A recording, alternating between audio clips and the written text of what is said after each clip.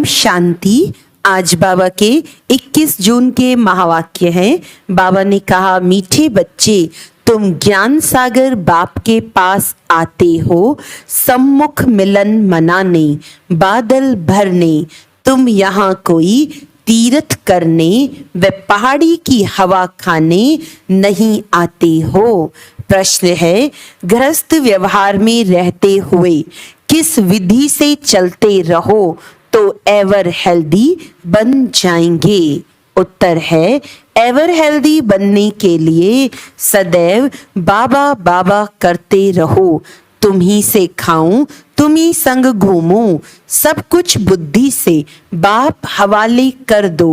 ऐसा समझकर चलो कि हम शिव बाबा की परवरिश के अंदर पल रहे हैं। किसी भी चीज में ममत्व न रहे। अर्पण करके उसके हुक्म से खाओ तो सब पवित्र हो जाएगा और तुम एवर हेल्दी बन जाएंगे। गीत है, दूर देश का रहने वाला आया देश पर आए। ओम शांति। दूर देश के रहने वाले पास बच्चियां मिलने आती हैं। बच्चियां कोई तीर्थ पर नहीं आती हैं, वह पहाड़ी पर हवा खाने नहीं आती हैं। मनुष्य तो पहाड़ों पर जाते हैं हवा खाने, परंतु बच्चे यहाँ पर आते हैं मात पिता पास मिलने। ये जानते हो, मात पिता दूर देश के रहने वाले आते हैं पराए देश में। क्यों आते हैं? स्वर्ग रचने। उनसे मिलने लिए बच्चे भिन्न भिन्न गांव से, कितना दूर देश से आते हैं। विलायत से भी आएंगे। किस लिए? कोई चीज देखने के लिए नहीं। आत्माएं अथवा जीव आत्माएं आती हैं मात पिता से मिलने। मात पिता भी है दूर देश का रहने वाला। अब तुम किसके आगे बैठे हो?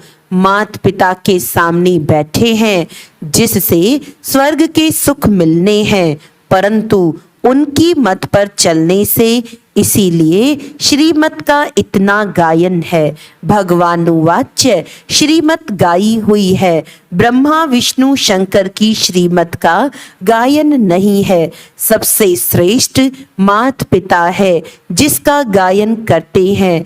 इस सृष्टि के रचयिता मात पिता का आह्वान करते हैं कि इस छीछी पतित दुनिया में आओ, हमको पावन बनाओ। अब वह पराए देश में आया है, तुम भी पराए देश में बैठे हो। ये रावण का देश है। ये अकासुर बकासुर पूतनाएं सुपंखाएं हिरण्यकश्यप आदि सब इस मनुष्य सृष्टि के मनुष्यों पर नाम है। असुरों का कोई दूसरा रूप नहीं है, न देवताओं का कोई दूसरा रूप है, न चार भुजाएं हैं तो वह भी मनुष्य और देवताएं भी मनुष्य। परंतु देवताओं का पावन देश में पुनर्जन्म था। सत्युग त्रेता जैसे ईश्वर का घर है। स्वर्ग में आते हो तो अपने घर में आते हो। अब हो पराए घर रावण के घर में, तो बाप आकर तुमको रावण के घर से छुड़ाते हैं, लिबरेट करते हैं। आधा कल्प तो तुम माया के देश में पुनर्जन्म लेते रहते हो। सतयुग त्रेता में तो राम राज्य अर्थात ईश्वर का राज्य है, क्योंकि ईश्वर ने स्थापन किया है। आधा कल्प वहां पुनर्जन्म लेते आए। आधा कल्प रावण के राज्य में पुनर्जन्म लिया। अब बच्चों को समझ पड़ी है कि हम किसके सामने बैठे हैं। यह टीचर भी है, सतगुरु भी है। तुम माताएं भी टीचर हो, सतगुरु भी हो। तुम भी पढ़ाती हो मनुष्य से देवता बनाने के लिए। अब तो तुम आसुरी संप्रदाय से दैवी संप्रदाय बन रहे हो। तुमको कांटों से फूल बनाने इस रथ पर बाप सवार होकर आए हैं। यह तो बच्चों से मिलने और देशों में भी जाते हैं, क्योंकि चैतन्य ज्ञान सागर है। जड़ सागर तो नहीं है जो डुबो दे, नहीं, ये चैतन्य है, गायन है। आत्मा परमात्मा अलग रहे बहुकाल तो परमात्मा भी आते हैं, तो उनसे मिलने आत्माएं भी आती हैं। कहाँ कहाँ से बच्चियां आती हैं, बाप भी चक्र लगाते हैं। भक्तों ने तो जहाँ तहाँ मंदिर बनाए हैं, जैसे क्राइस्ट के जड़ चित्र भी बनाते हैं। अब वह तो है देहधारी, और जो भी हैं ब्रह्मा विष्णु शंकर देहधारी हैं। इन सबसे ऊंचते ऊंच है भगवान, उनको अपना शरीर नहीं है। उनको तो सभी बाप कहेंगे, परम पिता गॉड फादर। उनको तो न स्थूल शरीर है न सूक्ष्म शरीर है, आते भी हैं जरूर। कैसे आते हैं ये सब भूल गए हैं, ऐसे तो नहीं कहेंगे श्री कृष्ण पतित पावन है, न श्री कृष्ण के शरीर में आकर पावन बनाते हैं। तो श्री कृष्ण भगवानुवाच्य रॉन्ग हो गया। श्री कृष्ण के मुख द्वारा क्या रचे, क्या देवताएं नहीं, क्या देवताएं नहीं। पहले तो ब्राह्मण चाहिए, उसके लिए ब्रह्मा चाहिए, नहीं तो ब्रह्मा का ऑक्यूपेशन कहाँ। श्री कृष्ण का नाम लगाने से ब्रह्मा की बायोग्राफी गुम हो जाती है। श्री कृष्ण द्वारा सतयुग स्थापन किया तो ब्रह्मा का ऑक्यूपेशन ही गुम कर दिया। परंतु तुम बच्चे जानते हो जो यहाँ आते हो, बाकी जो नहीं जानते वह समझेंगे कि यह भी एक सत्संग है जहाँ गीता सुनाते हैं। परंतु यहाँ कौन सुनाते हैं ये तुम बच्चे जानते हो। ज्ञान का सागर मोस्ट बिलवेड माता पिता सुनाते हैं। कितना मीठा कितना प्यारा है। तुम कोई मनुष्य को मीठा कह नहीं सकते, क्योंकि सभी कड़वे विकारी हैं। बाप उनको पावन बना रहे हैं, तो ऊंचते ऊंच है भगवान। उसके बाद जो भी मनुष्य होकर गए हैं अभी वह सब पतित हैं। जब तक बाप आकर पावन न बनाए तो सब पतित दुखी रह जाते हैं। जैसे मनुष्य कहते हैं कलयुग हजारों वर्ष का है, यह तो इम्पॉसिबल है। महाभारी लड़ाई सामने खड़ी है जिसमें मुक्ति जीवन मुक्ति के गेट्स खुलते हैं। जब तक कोई मुक्ति जीवन मुक्ति में जा तब तक मुक्ति जीवन मुक्ति में जा नहीं सकते। सभी यहाँ भटकते रहते हैं, जैसे भूल भुलैया है। सभी ठोकर खाते रहते हैं, दरवाजा मिलता नहीं। चाहते हैं मुक्ति जीवन मुक्ति के गेट में जाएं। कोई मरता है तो भी कहते हैं स्वर्गवासी हुआ, परंतु यह तो नरक है। स्वर्ग में तब जा सकते हैं जब बाप आए राजयोग सिखलाए, तब राजाई व प्रजापद पा सकते हैं। अब यह है कमाई। कहते हैं ना इसने कौन सी कमाई की जो ये इतना साहूकार बना। तो सतयुग के देवताओं ने कौन सी कमाई और कब की जो ये ऐसे बने। जरूर कलयुग के अंत में की होगी, तब सतयुग में बने। अब तुम जानते हो हम ऐसी कमाई कर रहे हैं जो स्वर्ग के मालिक बनेंगे। जरूर उसकी रिजल्ट तुम स्वर्ग में भोगेंगे। अब तुम कलयुग और सतयुग के संगम पर हो, उनको अलग युग कर दिया है। सारे कर्म अकर्म विकर्म की गति बाप समझाते हैं। कहते हैं बच्चे अब जो कर्म मैं तुमको सिखाता हूँ वही करो। इसको कलयुग नहीं कहेंगे, संगम युग का किसको पता नहीं है। जब सतयुग से त्रेता होता है तब भी किसको पता नहीं पड़ता कि सतयुग त्रेता का संगम पास हो रहा है। ये पीछे गाया जाता है कि सतयुग में फलाने राज्य करते थे, त्रेता में फलाने राज्य करते थे, द्वापर हुआ तो देवी देवता वाम मार्ग में चले गए। यह सब अब तुमको पता पड़ता है। यह ज्ञान और कोई में नहीं है। तुम ही वर्ल्ड की हिस्ट्री ज्योग्राफी पढ़ते हो, तुम्हारे पास एम ऑब्जेक्ट है। जो भी दुनिया में गीता पाठशालाएं हैं वहाँ वेद शास्त्र सुनाते हैं, एम ऑब्जेक्ट कोई नहीं है। स्कूल कॉलेज को पाठशाला कहते हैं, वह पढ़ाई फिर भी सोर्स ऑफ इनकम है। तो तुम्हारे पास एम ऑब्जेक्ट है कि इस पढ़ाई से पावन बन मुक्ति धाम में जाएंगे, फिर वहां से पाठ बजाने सतयुग में आएंगे। तुमको सतयुग से कलयुग तक कौन सा पाठ बजाना है वह सारा पता है। तुम बादल यहाँ आए हो भरने के लिए, 21 जन्म के लिए सोर्स ऑफ इनकम बनाने। कितनी ऊंच पढ़ाई है, तो पढ़ाने वाला भी ऊंच ते ऊंच भगवान एक है, बाकी तो सब है बहन भाई। ब्रह्मा सरस्वती शंकर पार्वती विष्णु सब इनके बच्चे हैं। बच्चों को बच्चों से वर्षा नहीं मिलता है, वर्षा बाप से मिलता है। जो जैसा पुरुषार्थ करेंगे वैसा वर्षा मिलेगा। और पुरुषार्थ कितना सहज है। अच्छा, इतना ज्ञान नहीं सुना सकते तो 3 पैर पृथ्वी का लेकर छोटे कमरे में ही गीता पाठशाला खोल दो, बोर्ड में लिख दो, आकर बाप से 21 जन्मों के लिए वर्षा लो। छोटा बोर्ड ही लगाओ, उसमें लिखो कि 21 जन्मों के लिए स्वर्ग की बादशाही तुम्हारा ईश्वरीय जन्म सिद्ध अधिकार है। भल आकर पूछो, तुम जिसको माता पिता कहते हो वह तो जरूर स्वर्ग का रचता है, तो तुमको जरूर स्वर्ग का वर्षा मिलना चाहिए। वह कहते हैं निरंतर मुझे याद करो और सबको भूलो। इनके साथ रहते हुए, सामने देखते हुए बुद्धि वहां लगानी है। बाबा का फरमान मिलता है तो सिर पर रखना चाहिए ना।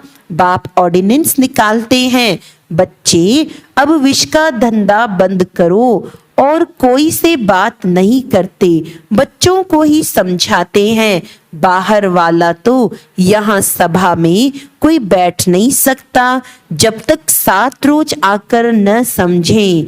कहानी है ना, इंद्रप्रस्थ में पुखराज परी एक पतित मनुष्य को ले आई तो उनको सजा मिल गई। तो ये कायदा नहीं, जब तक 7 रोज भट्टी में नहीं डाला है, भट्टी में स्वच्छ होने बिगर बैठ नहीं सकते। हाँ, कोई बड़े मनुष्य मिलने को आते हैं, सुनते तो है ना। सुबह का क्लास देखे तो ऊपर से पूछकर श्रीमत से बताते हैं, देखते हैं अच्छा है, उल्टा नहीं उठाएगा तो उनको थोड़ा पहले समझाया जाता है, फिर आने की छुट्टी देनी पड़ती है। तुम सबको समझाओ कि ये हमारे माता पिता हैं जिससे स्वर्ग के सुख मिलते हैं। ये बाप टीचर सतगुरु तीनों हैं। तुमको जैसे 3 इंजन मिले हैं, इसी समय तीनों इकट्ठे मिलते हैं। वहां तो अलग अलग मिलते हैं, पहले बाप फिर टीचर और वृद्ध अवस्था में गुरु करते हैं। तुम अब किसकी परवरिश के नीचे हो? शिव बाबा की, क्योंकि तुम्हारे पास जो कुछ भी है वे शिव बाबा को अर्पण किया है। तुम्हारी परवरिश जैसे कि शिव बाबा के भंडारे से होती है। तुमने अपना सब कुछ शिव बाबा को दान दिया है, अब उनसे ही तुम पलते हो। कितना पवित्र अन्न मिलता है, ऐसे कभी नहीं होता। जो कोई धर्म दान करे उससे ही उनकी परवरिश हो, वह तो जिसको दान करते वह खा जाता है। यहाँ तो तुम शिव बाबा को देते हो तो कितना पवित्र बन जाता है, इससे तुम्हारी ही परवरिश होती है। बाप कहते हैं घर में रहकर ऐसा समझो सब बाबा का है, ऐसे समझ खाते हो तो हूबहू तुम शिव बाबा के भंडारे से खाते हो। इसमें कोई ममत्व नहीं, बाप का समझते हो, बाप का दिया हुआ है, बाप को अर्पण किया हुआ है। उनके हुक्म से खा रहे हैं, भल बैठा घर में है, परंतु शिव बाबा के भंडारे से खाते हैं। कहते हो ना तुम ही से खाऊं, तुम ही से घूमूं। बाबा बाबा कहने से उनसे योग लगा रहेगा, एवर हेल्दी बन जाएंगे। यह है हेल्दी बनने की सैनिटोरियम। उस सैनिटोरियम में सारी आयु थोड़ी रहते हैं, थोड़ा टाइम रहकर चले जाते हैं। यहाँ तो तुम बैठे हुए हो, एवर हेल्दी 21 जन्मों के लिए बनते हो। यहाँ आते हो किस लिए? आधा कल्प के लिए, ever healthy, ever wealthy, ever happy बनने के लिए। इस ख्यालात से आते हो ना। यहाँ हवा खाने लिए व तीरथ करने तो नहीं आते हो, यहाँ आते हो शिव बाबा पास। बाप भी आते हैं पराए देश पराए तन में। गीता जो गाई हुई है कुछ तो राइट होगा। आह्वान करते हैं बाप के आने लिए, तो जरूर उनको पतित से पावन बनाने लिए आना पड़े। पतित तो नहीं परम धाम में उनके पास जाएंगे, पावन होने लिए जा नहीं सकते। हर एक भक्त की आत्मा पुकारती है कि बाबा आओ। बाप कहते मैं आता हूँ सबकी गति सदगति करने, सर्व के ऊपर दया करने वाला। सर्वोदया तो एक बाप है ना। कौन सी दया करते हैं? श्रीमत देते हैं। श्रीमत तो मशहूर है, जिस पर चलने से श्रेष्ठ अर्थात स्वर्ग के मालिक बनेंगे। फिर जो जितना डायरेक्शन पर चले कोई तकलीफ तो नहीं देते। हठ योग करने अथवा तीर्थों पर धक्का खाने की, अमेरिका हो फिलिपाइन हो कहाँ भी हो, गृहस्थ व्यवहार में तो रहना चाहिए, परंतु रहते हुए कमल पुष्प समान रहना है। जनक का मिसाल है, तुम्हारा है राजयोग। वह तो कहेंगे स्वर्ग के सुख तो कागविष्टा के समान है, परंतु भारत का राजयोग तो मशहूर है, इसको कोई जानते नहीं। प्राचीन योग तो प्राचीन बाप ही सिखाएंगे। गीता वेद शास्त्र आदि सब भक्ति मार्ग की सामग्री है। झाड़ को पूरा होना ही है, फिर इसी झाड़ को सब्ज होना है। तो तुम आए हो मात पिता पास रिफ्रेश होने, और घड़ी घड़ी आएंगे क्योंकि सम्मुख मजा आता है। यहाँ सदा के लिए तो बैठ नहीं सकते, लौ नहीं। अपना गृहस्थ व्यवहार भी संभालना है जरूर। बाकी यह पाठशाला अजुन बहुत वृद्धि को पाएगी। यह विघ्न आदि न पड़े तो यह बहुत बढ़ जाए, इसीलिए विघ्न पड़ते हैं। 5000 इकट्ठे बैठ कैसे पढ़ेंगे? इसीलिए लिमिट है, जिनको बाप सम्मुख देख भी सके। बाप देखते तो आत्माओं को है ना, शरीर को नहीं देखते। जोर से देखेंगे तो उनको शरीर ही भूल जाएगा। चुंबक है ना, तो जैसे अनकॉन्शियस होता जाएगा।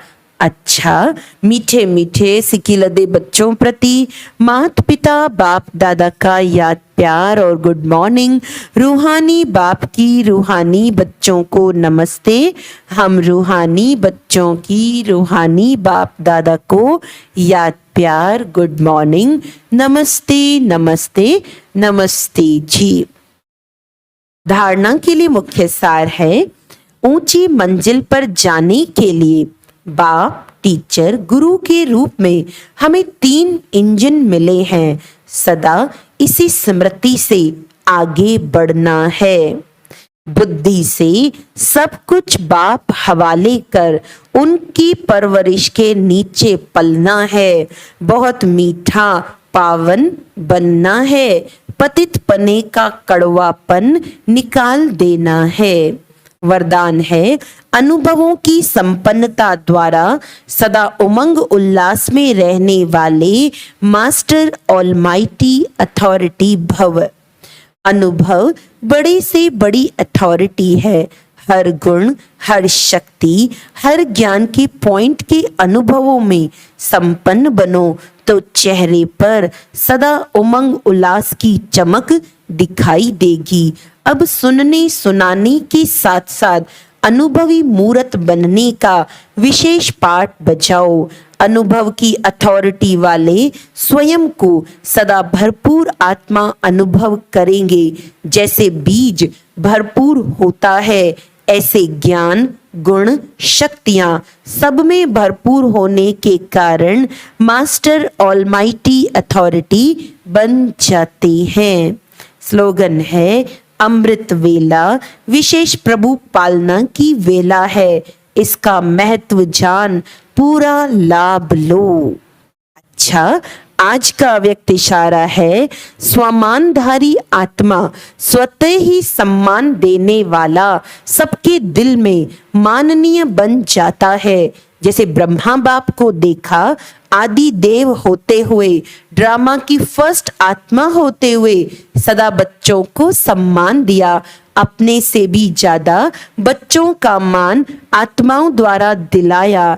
इसीलिए हर एक बच्चे के दिल में ब्रह्मा बाप माननीय बने तो सम्मान देना अर्थात दूसरे के दिल में दिल के स्नेह का बीज बोना। अच्छा, ओम शांति।